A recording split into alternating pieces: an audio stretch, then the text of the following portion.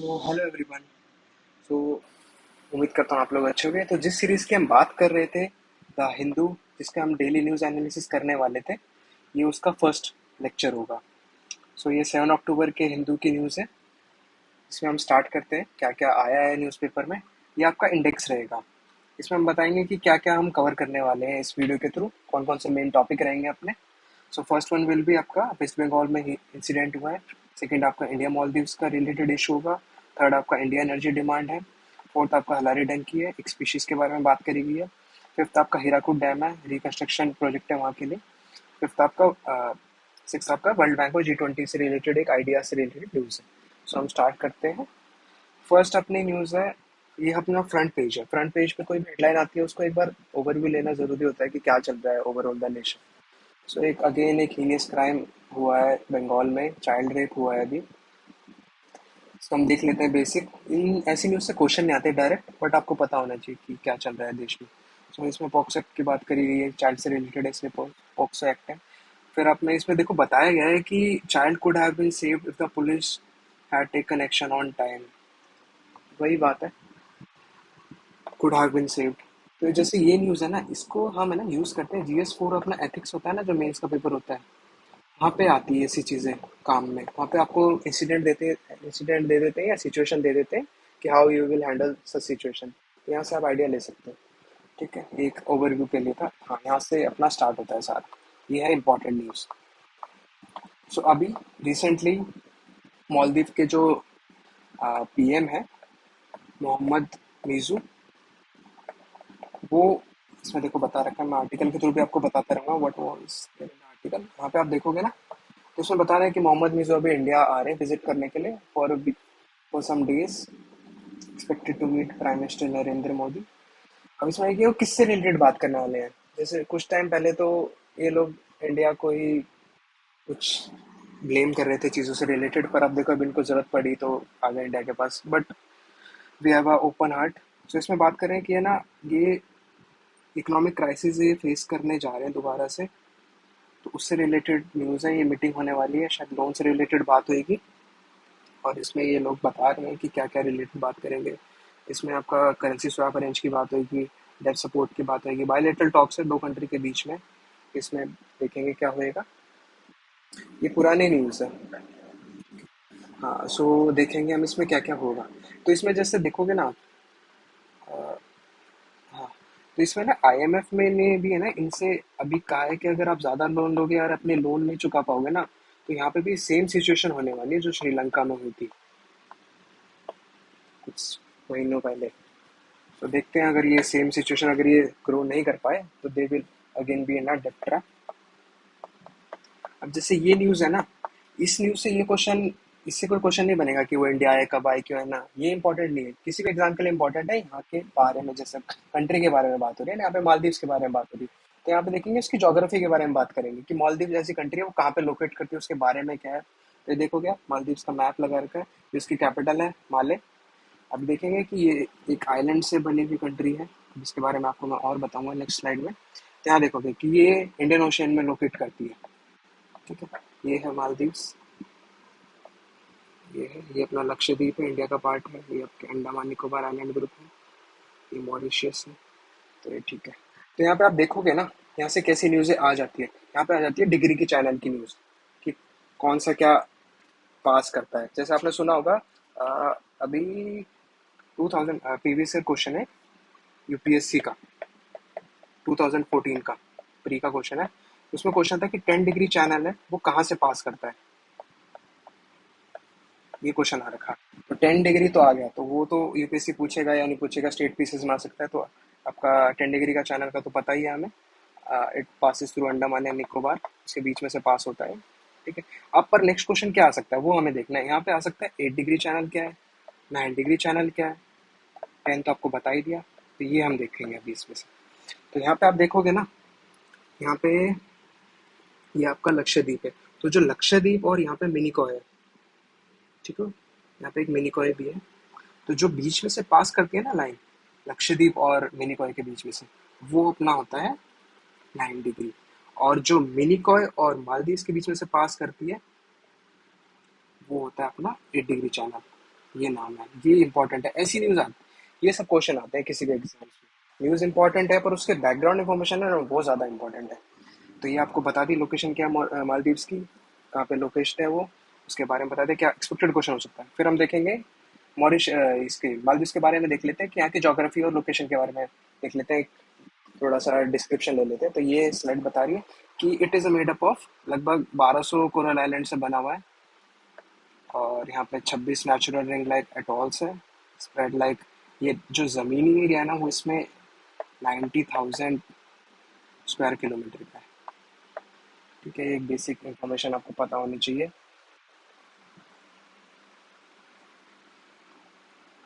ठीक है, नेक्स्ट मैं आपको बता देता हूँ कि है ना इसके ऊपर है ना मैं हम एक डिटेल्ड वीडियो लाने वाले हैं, क्योंकि ये एक इंपॉर्टेंट टॉपिक है। तो इसमें कवर करना मुश्किल हो जाता है, वीडियो की लेंथ ज़्यादा बड़ी हो जाएगी। तो उसमें हम क्या क्या कवर करेंगे वो मैं आपको एक बार ओवरव्यू बता देता हूँ।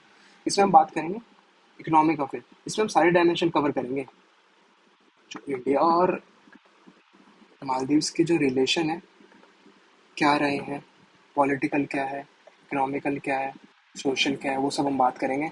और एक जैसे डिटेल्ड अफेयर्स क्या रहे हैं, क्योंकि कुछ टाइम पहले इन्होंने मोदी जी की इंसल्ट करी थी पोस्ट पे कमेंट करके, जिसमें मोदी जी अपने इंडियन जो आइलैंड ग्रुप है लक्षद्वीप उसको प्रमोट कर रहे थे। ठीक है, तो इससे हमारा पुराना रिश्ता तो रहा ही है। फिर इसमें हम बात करेंगे सिक्योरिटी पार्टनरशिप क्या रही है हमारी इनसे। पहले कोई एक्सरसाइज मिलिट्री एक्सरसाइज परफॉर्म करी गई है, फिर देखेंगे रिहैबिलिटेशन सेंटर, फिर हम इनका इकोनॉमिक कॉपरेशन देखेंगे, फिर हम देखेंगे इंडिया में यहाँ पे इन्वेस्ट करा हुआ है पहले भी, यहाँ देखेंगे हम इंफ्रास्ट्रक्चर प्रोजेक्ट्स क्या क्या है, कितना इन्वेस्टमेंट कर रखा है। फिर हम देखेंगे जो चाइना है उसका क्या रोल है यहाँ पे, आपने नाम सुना होगा स्ट्रिंग ऑफ पल्स, उसके रिलेटेड हम बात करेंगे। उस वीडियो में एक डिटेल्ड वीडियो आएगी वो इसके ऊपर, वो इंपॉर्टेंट टॉपिक है वो। अब जैसे ये वीडियो आएगी ना जो वो मेंस रिलेटेड होगी, मेंस और प्री में भी जो वन लाइनर क्वेश्चन होता है उसमें से आप देख सकते हो, पर मेंस ज़्यादा स्पेसिफिक होगी वो डिटेल्ड वीडियो की। ठीक है, तो ये बात करें। हाँ, अभी अपना नेक्स्ट टॉपिक है। ठीक है, इसमें हम बात कर रहे हैं इंडिया की एनर्जी डिमांड। इंडिया की एनर्जी डिमांड मतलब इंडिया की एनर्जी डिमांड जो इंडिया यूज कर रहा है, कंजम्पशन है उसका, वो कितना बढ़ने वाला है। वो देखो ये बता रहा है हेडिंग में, India energy demand to be triple by 2050, तो 3 गुना बढ़ने वाला है 2050 से, जितना भी है उसका। ठीक है, तो इसमें हम देखोगे, इसमें बात कर रहा है कि कितना 7% ऑफ जीडीपी है, पावर डिमांड 8% दिस ईयर है, ये सब बता रहा है। पर इसमें हम क्या इंपॉर्टेंट है इस चीज़ के लिए वो हमें बता देता हूँ। ये आपका GS3 का टॉपिक है, एनवायरमेंट का। ठीक है, तो इसमें हम देखेंगे जैसे एनर्जी है, फिलहाल एनर्जी प्रोड्यूस करने के लिए कहाँ से यूज़ कराएंगे, दो तरीके होते हैं, एक आपका कन्वेंशनल बोल लो या आपका नॉन रिन्यूएबल बोल लो, और एक आपका तरीका होता है रिन्यूएबल। दो तरीके होते हैं। ठीक है, तो देखा जाता है कि जो रिन्यूएबल है ना, रिन्यूएबल है, इसमें आते हैं आपके सोलर आता है, विंड आता है, और जो आपका विंटर आपके जो वाटर टर्बाइन होती है जो आपके समुद्र पे लगी होती है, वो सब है। और नॉन रिन्यूएबल में जो दोबारा नहीं बन सकती वो आता है आपका कोल, क्रूड ऑयल, इनसे जो हम एनर्जी प्रोड्यूस करते हैं वो। अब देखा जाए ना इंडिया में, अभी इसके बारे में आपको नेक्स्ट स्लाइड में मैं कवर कर रखा, हाँ कवर करा हुआ, तो इसमें देखेंगे कि ये आपके की पॉइंट, इसमें क्या क्या इंपॉर्टेंट है इस टॉपिक पे, उसका जस्ट है न्यूज़ आर्टिकल का। ठीक है, तो इसमें देखा गया है कि जो इंडिया की growing role in global energy transition, कैसे कैसे इंडिया के कंजम्पशन बढ़ता जा रहा है। देखा जाए तो जो डिमांड और सप्लाई का जो चार्ट होता है, डिमांड ज़्यादा है सप्लाई से, अभी करंट सिनारियो है ये। और इंडिया का देखा जाए तो India's economy has passed UK, France and it's track to Germany और जापान को भी छोड़ देगा नेक्स्ट 5 to 10 ईयर्स। तो उसके लिए पावर कंजम्पशन भी बढ़ेगी। और ऐसा बोला गया है कि जैसे जो नॉन रिन्यूएबल सोर्स है उसमें 200 गीगावाट तक बढ़ सकता है सोलर और विंड कैपेसिटी, ये आपका रिन्यूएबल सोर्स है। देन इंडिया इज द मतलब the second largest solar module manufacturer exporting to की ग्लोबल मार्केट। जो इंडिया है वो सेकंड नंबर पे है जो सोलर पैनल या सोलर जो एनर्जी प्रोड्यूस करने के लिए कोई भी इक्विपमेंट यूज होते हैं ना, उसको बनाने में और उसको एक्सपोर्ट के लिए to the global market. Second, ये आपकी नेक्स्ट स्लाइड है। यह है कि जो हम यूज कर रहे हैं ना, नॉन रिन्यूएबल सोर्स, वो जो कि मेजर पार्ट है कोल का, वो कितना देखो, despite rapid growth in renewables 70% अभी भी अपनी डिपेंडेंसी कोल से आ रही है। समझ रहे हो, बहुत बड़ी चीज। जो स्टीम प्लांट्स होते हैं ना, मतलब पावर प्रोडक्शन, वो वहाँ पे 70% अभी भी कोल से आ रही है। और बाय 2030 इट विल ग्रो। देखो, India will have 50 gigawatt of coal और 10 गीगावाट ऑफ न्यूक्लियर कैपेसिटी। 200 आपका बोल रहे हैं गीगावाट हो जाएगा किसका, सोलर का, और इसका कोल का बताया था 50 गीगावाट। देखते हैं आगे वाले टाइम में क्या रहता है, क्योंकि देर इज अ, मतलब क्या है, कोल से एनर्जी प्रोड्यूस करना is good, but not for the environment. उससे हार्मफुल गैसेस निकलती है, ओजोन डिप्लीट होता है, ठीक है, ग्रीन हाउस गैसेस बढ़ती है, उससे ग्लोबल वार्मिंग बढ़ती है। एक लूप होल है, तो देखते हैं कैसे निकलते हैं इससे। फिर हम नेक्स्ट, ये थोड़ी इंटरेस्टिंग न्यूज़ है। ये आपके जो मिडल पेज होता है उससे आई थी, टेक्स्ट इन कॉन्टेक्स्ट बोल सकते हो उसको। तो हलारी डंकी के बारे में बात, कि ऐसे जानवर के बारे में बात करी गई है, मतलब थोड़ी आश्चर्य वाली बात है कि एक ऐसा जानवर है जिसका, जो देखोगे ना, अभी आगे मैं बताऊंगा आपको उसके बारे में। बात ये है, देखो, अब पहले मैं हलारी डंकी के बारे में आपको बेसिक इन्फॉर्मेशन दे देता हूँ। जैसे ये जो क्वेश्चन होता है ना, ये वन लाइनर, या यूपीएससी भी कभी कभी स्पीशीज से रिलेटेड क्वेश्चन पूछ लेता है। जैसे 2022 में क्वेश्चन आया था पेंगोलियन से रिलेटेड, इंडियन पेंगोलियन। इसलिए उसको आप देखोगे ना न्यूज़पेपर में, तो ये बस है ना, एक छोटा सा द हिंदू के साइड में आर्टिकल आ रखा था कि दिल्ली के एक फुटपाथ पे पेंगोलियन देखा गया, वहां से न्यूज उठा के यूपीएससी ने क्वेश्चन बना दिया। तो देख रहे हो आप, कहाँ से भी यूपीएससी क्वेश्चन बना लेता है। तो वो आपको देखना पड़ेगा कौन सी स्पीशीज अगर न्यूज़पेपर में आ रही है, तो वहाँ पे उसका अराउंड क्या क्या इन्फॉर्मेशन हो सकती है। तो वो स्केल से रिलेटेड क्वेश्चन था उसका, कि कौन सी एनिमल पे स्केल होती है, बॉडी पे ये फर होता है या फिर स्पाइक्स होते हैं, तो उससे रिलेटेड क्वेश्चन था। तो यहाँ पे हम बात कर लेते हैं पहले बेसिक इन्फॉर्मेशन क्या हलारी डंकी की। तो देख लेते हैं, Halari donkey is a beautiful and endangered breed. कहाँ पे पाया जाता है? Gujarat. Gujarat is famous for wild life also. सुंदर जानवर, आपने ऐड देखा होगा अमिताभ बच्चन जी का। फिर देखते हैं, इसमें बता रखा है कि 500, सिर्फ 500 नंबर में बचे हैं अभी करंट सिनारी उनका। They have become rare, important part of same arid landscape of Jamnagar, Dwarka district है जो गुजरात का, सौराष्ट्र रीजन का, उसका एक 500 बचा, बहुत काफ़ी कम नंबर है। और इसके बारे में बता रखा है कि they are typically white, they are large in size, ठीक है। ये और डोंकी जैसे नहीं है, they are intelligent, they are social animals, form close bonds with humans, support transportation के लिए काम आते हैं। तो दीज आर इम्पॉर्टेंट। अब इसके बारे में जो मैं आपको एक फैक्ट बताने वाला था, यूजुअली हमने देखा है जो अपने घर पे दूध आता है काव बफेलो का, कितना हो सकता है मैक्सिमम, गाँव में भी देखोगे 70 रुपये लीटर हो जाएगा, ज़्यादा ज़्यादा 100 रुपये लीटर मान लीजिए आप। इसका जो दूध है ना, वो 7,000 रुपये किलो है। 7,000 रुपये, बहुत, देख रहे हो आप। और इसकी जो वैल्यू है ना, 1 लाख से ज़्यादा है आजकल एक हलारी डोंकी की। सो बस एक इंटरेस्टिंग फैक्ट है इस न्यूज़ में। क्यों, मतलब देखा जाए तो क्यों है इसका 7,000 रुपये लीटर या किलो दूध देखा जाए, क्योंकि इसका जो मिल्क है ना, इम्पोर्टेंट उसकी स्वीटनेस के लिए थोड़ा यूनिक है। वो कहाँ काम आता है भाई, तो वो देखा जाता है कि वो इट इज़ इंटरनेशनल मार्केट में कहाँ यूज होता है, फॉर द कॉस्मेटिक यूज़। थोड़ा स्वीट होता है ये टेस्ट में, तो कॉस्मेटिक यूज़ के लिए ये यूज़ होता है इसका। ये यहाँ पे न्यूज़ थी। फिर अपन नेक्स्ट न्यूज़ पे आते हैं। हाँ, ये आपकी जो भी न्यूज़ है हीराकुद डैम पे है। हीराकुद डैम पर रिलेटेड अपने हिंदू में आर्टिकल आया था, तो देखिए क्या आया था। इसमें बात करिए क्या ना, एक रिकंस्ट्रक्शन प्रोजेक्ट की बात हो रही है। हीराकुद डैम को बहुत साल हो गए बने, तो उस पर रिलेटेड बात आई थी कि मोर देन 6 डिकेड्स हो चुके हैं।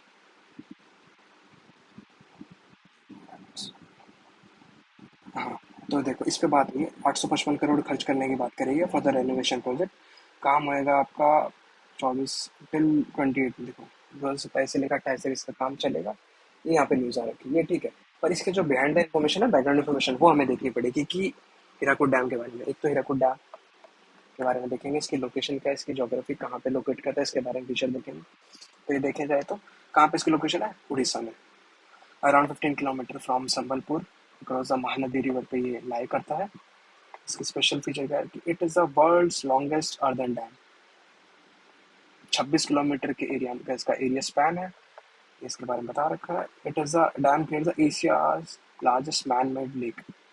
उसका नाम है हीराकुड लेक। जो ये डैम की वजह से जो लेक बनती है उसके पोर्शन में, उसका नाम है हीराकुड लेक, जो कि एशिया की आपकी लार्जेस्ट लेक है, आर्टिफिशियल मैन मेड कह सकते हो। तो ठीक है, बता दिया। फिर आपका एरिया बता रखा है, कनेक्टिविटी बता रखी है कहाँ से कहाँ तक है, वो आप पढ़ लेना स्लाइड से। फिर देन आपका ये है कि it is the one of the India's first multipurpose project. कब बना था? आफ्टर द पोस्ट इंडिपेंडेंस, आज़ादी के बाद में। कब इसका काम शुरू हुआ था? 1948 से लेके खत्म हुआ था आपका 1953 तक। और इसका क्यों बनाया गया था? Design to regulate Mahanadi river flow and mitigate flooding. जो फ्लड आता था उसको रोकने के लिए, और महानदी जो नदी का जो पानी है उसको रेगुलेट करने के लिए। अब देख लेते हैं इसकी लोकेशन क्या है। जो हीराकुड डैम है वो कहाँ पे लाई करता है, तो ये आप देखोगे फोटो में, हेरिट लाइस, ये आपकी महानदी रिवर है। ठीक है, यहाँ पे हीराकुड डैम लाई करता है। फिर अपन देख लेते हैं जो महानदी रिवर है उसके बारे में। तो ये महानदी रिवर है कौन कौन से स्टेट से पास हो रही है? देखो, झारखंड से पास हो रही है, आपका छत्तीसगढ़ से पास हो रही है, आपका उड़ीसा से पास हो रही है, और एमपी का भी कुछ एरिया पड़ जाता है। देखा तो यहाँ पे इसकी ट्रिब्यूटरीज बता रखी है कौन कौन सी है। हसदेव है, शिवनाथ है, मांद है, आप देख लें, तेल है, सातकोशिया है, दया है। ठीक है, तो उसके बारे में देख लेते हैं, थोड़ी सी इन्फो देख लेते हैं महानदी रिवर के बारे में। It is the major river in east central India. ठीक है, और also known for Hirakud dam. Hirakud dam lie करता है इस पे, तो इसलिए इसका no, it is also known for that. First multipurpose project है रिवर वैली का आफ्टर द इंडिपेंडेंस। और इसके स्टेट के बारे में बता रखा है, आपका छत्तीसगढ़ से पास होती है, उड़ीसा से पास होती है, before entering the bay of Bengal, ये बताया हुआ। ठीक है, देन आपकी नेक्स्ट न्यूज़ आती है, ये इंपॉर्टेंट है, देख लेते हैं यहाँ से। जैसे ये क्वेश्चन इसमें आता है, ये आपका जीएस 3 में भी आ जाता है, जो ऑर्गेनाइजेशन होती है, ये आईआर में भी बोल सकते हो इसका। तो ठीक है, ये आपका वर्ल्ड बैंक और G20 से रिलेटेड न्यूज़ है। पहले हम न्यूज़ देख लेते हैं क्या आई थी, क्या what was the heading. So world bank merge 27 of 30 ideas on MDBs of G20 independent group. तो जो वर्ल्ड बैंक है उसने, जो G20 की मीटिंग हुई थी उसके 27 आउट ऑफ 30 आइडियाज को ऐसे राजी दिया, मंजूरी दिया, मतलब डिस्कशन करेंगे वो इसके ऊपर, फॉर द किसके लिए? एमडीबीज के लिए। जो एमडीबीज की बात करेंगे, एमडीबीज क्या था? इसके ऊपर मतलब आपकी मल्टीलेटरल डेवलपमेंट बैंक्स। ठीक है, उनके लिए बात है। अब हम देखेंगे कि इसके बिहाइंड द इन्फॉर्मेशन क्या इंपॉर्टेंट है। ये सब न्यूज होगी, इससे क्वेश्चन नहीं आएगा, क्वेश्चन आएगा इससे, ये इंपॉर्टेंट ऑर्गेनाइजेशन कि world bank, what is world bank, क्या है वर्ल्ड बैंक के बारे में, उसकी हिस्ट्री क्या है, इंडिया उसका पार्ट है कि नहीं है, उसकी कौन सी बाकी ग्रुप में क्या है, वर्ल्ड बैंक किससे बना हुआ है, then what is the world bank group.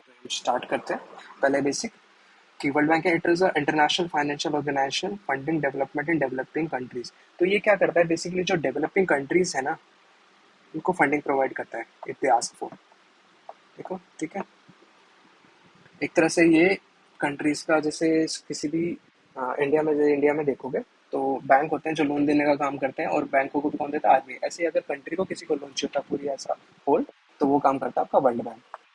ठीक है, इसकी हिस्ट्री देखोगे तो 1944 में इसका इजाद हुआ था ब्रिटेन वुड कॉन्फ्रेंस के थ्रू, फाउंडेड इन 1944। इसकी आगे जर्नी बता रखी है, आई बी 1946 में कब इसका वर्ल्ड बैंक, पहले वो IBRD था इसका नाम। ठीक है, देन आपका ये वर्ल्ड बैंक बना था। तो 189 ये देखो कि मेंबर कंट्रीज, ये सब चीज़ें आती है 199 एग्जाम में, कभी कभी आ जाती है कि कितने मेंबर कंट्रीज, तो 189 है। ये इंपॉर्टेंट है। क्या इसका हेडक्वार्टर कहाँ पे है? इसका हेडक्वार्टर आपका वाशिंगटन DC, आपका USA। और क्या इंपॉर्टेंट है कि इंडिया इसका मेंबर है कि नहीं? इंडिया इसका मेंबर है, बल्कि इसका फाउंडिंग मेंबर तक है। ये न्यूज़ है यहाँ के लिए इंपॉर्टेंट। ठीक है, देन इसके गोल क्या है वो, जैसे ये मेंस में काम आ सकता है कि आंसर राइटिंग में काम आता है ना कि what are the goals of world bank. तो इसका देखो, एंडिंग एक्सट्रीम पॉवर्टी बाय 2030 तक बिल्कुल पॉवर्टी खत्म करने का इसका गोल है, पर टाइम लगेगा, 2030 को अभी आएगा, नजदीक है। देन आपका है boosting shared prosperity of the poorest 40% of the world's oil economy, oil countries. ठीक है, देन देखा जाएगा कि जो वर्ल्ड बैंक ग्रुप है ना, वो भी मैं बताऊंगा, पहले देखते हैं वर्ल्ड बैंक। वर्ल्ड बैंक बन के मिल के बनाए, जो ये फोटो है ना ये पूरी, ये आपके लिए बहुत इंपॉर्टेंट है, ये सेव कर लेना, बहुत इंपॉर्टेंट है, इसमें सब कुछ कवर हो रहा है इसी फोटो में। तो वर्ल्ड बैंक बना आपका IBRD और IDA से। IBRD क्या है? International bank for reconstruction and development, और आईडी का इंटरनेशनल डेवलपमेंट एसोसिएशन। जो IBRD था, जब आईडी मिला तब जाके वर्ल्ड बैंक बना था, उसका नाम वर्ल्ड बैंक तब आया था, तो इसके बारे में हम देखेंगे। देन आपकी 189 कंट्रीज है, इसमें 174 है, स्टाब्लिश 1960 है, ये ठीक है, ओके ओके, इंपॉर्टेंट नहीं है इतना। देन आपका ये इसका फंक्शन क्या है, financing for middle income development developing countries, इसका इंडिया फाउंडिंग मेंबर है, ठीक है। इसका क्या रोल है आईडीए का, financing for low income developing countries, India इसका एक फाउंडिंग मेंबर है, ठीक है। देन देखेंगे कि what is world bank group. World bank और वर्ल्ड बैंक ग्रुप में डिफरेंस है। वर्ल्ड बैंक ग्रुप बना है, यहाँ पे लिखा हुआ है, इस कंप्राइज ऑफ 5 इंस्टीट्यूशन। दो मैंने आपको बता दिया, बाकी तीन ये है। एक का नाम IFC है, देन आपका मीका है, देन आपका ICSID है। IFC क्या है, इंटरनेशनल फाइनेंस कॉर्पोरेशन। मीका क्या है, multilateral investment guarantee agency. Then आपका fifth ICSID, international centre for settlement of investment dispute. Then आपके इसके मेंबर बता रखे हैं, वो आप देख लेना। इंडिया एनसीपी, इसमें भी मेंबर, इसमें मेंबर, यहाँ पे इंडिया मेंबर नहीं। ये क्वेश्चन आ जाता है, कोई भी स्टेट पीसीएस या यूपीएससी भी पूछ सकता है कि यहाँ पे जैसे नाम दे देगा कि which of the organisation India is a part of, तो देखोगे यहाँ पे पांचों नाम लिख देगा, पर यहाँ पे नहीं है, तो ये एक क्वेश्चन बन सकता है, ठीक है। इसके बारे में इनका फंक्शन बता रखा है, investment and advisory services to boost a private sector growth है यहाँ पे। इसका फंक्शन है political risk insurance and credit enhancement guarantee. Then आपका इंटरनेशनल, इसका ये फंक्शन बता रखा है। ये आपको मैंने एक वर्ल्ड बैंक का जिस्ट दे दिया शॉर्ट तरीके में, इसके क्या क्या फंक्शन है, क्या गोल है, कौन कौन इसका पार्ट है, वर्ल्ड बैंक किससे बना है, what are the institutions. Then देखेंगे what are the functions of world bank, वो मैंने आपको पहले बता दिया, यहाँ से आप पढ़ लेना पॉइंट फॉर्म में, थोड़ा एक्सप्लेन है उसका, आंसर राइटिंग में काम आती है ऐसी स्लाइड्स। यहाँ देख लेना, 5 फंक्शन है इसके, financing, development projects, advisory, advice करने का काम करता है, डेटा रिसर्च उसके लिए फंडिंग दे देता है, उस पर काम करता है, कैपेसिटी बिल्डिंग पे काम करता है, और कोई प्राइवेट सेक्टर डेवलपमेंट है उसके लिए भी फंडिंग प्रोवाइड करते हैं। तो देखते हैं फिर नेक्स्ट पार्ट है आपका, what R India and world bank का क्या रिश्ता है। देखोगे आप, तो इंडिया, देखो इंडिया ने पहली बार लोन लिया था इससे 1949 में, आफ्टर द पोस्ट इंडिपेंडेंस पहला लोन लिया था वर्ल्ड बैंक से 1949 में, फॉर द किसके लिए, इंडियन रेलवेज के एस्टैब्लिशमेंट और डेवलपमेंट के लिए। मल्टीपल फील्ड असिस्टेंस, मतलब इंडिया को इसने ना काफी काफी अलग अलग फील्ड में असिस्टेंस दे रखी है। देखो हेल्थ में दे रखी है, एजुकेशन में दे रखी है, रूरल डेवलपमेंट में दे रखी है, development of oil and gas extraction facilities में दे रखी है। कौन कौन से प्रोजेक्ट है जो अब तक वर्ल्ड बैंक ने इंडिया में फंडेड किया, तो ये आपके इंपॉर्टेंट प्रोजेक्ट से इंपॉर्टेंट है, ये देख लेना आप। कौन कौन से, तो प्रधानमंत्री ग्राम सड़क योजना है, देन आपका national Ganga river basin mission है, रिहेबिलिटेशन। देन आपका थर्ड आपका ईस्टर्न डेडिकेटेड फ्लाइट कॉरिडोर है, फोर्थ आपका Bihar Kosi flood recovery project है, देन आपका grid connectivity top solar project है, ये आप देख लेना, इंपॉर्टेंट स्लाइड है। देन एयर कम था, ये बाकी जो इंस्टीट्यूशंस हैं उनके बारे में, ये मैंने उसको वैसे आपको पहले ही बता दिया, ये आप देख लेना, थोड़ा डिटेल्ड है उनका, detailed explanation. What are their roles, who are their clients, what are their products, establishment बता रखी है कौन सी करेगी, इंपॉर्टेंट नहीं है एस्टैब्लिशमेंट, तो आपको देखने की जरूरत नहीं, बस इनके रोल देख लेना, सबके अलग अलग रोल है।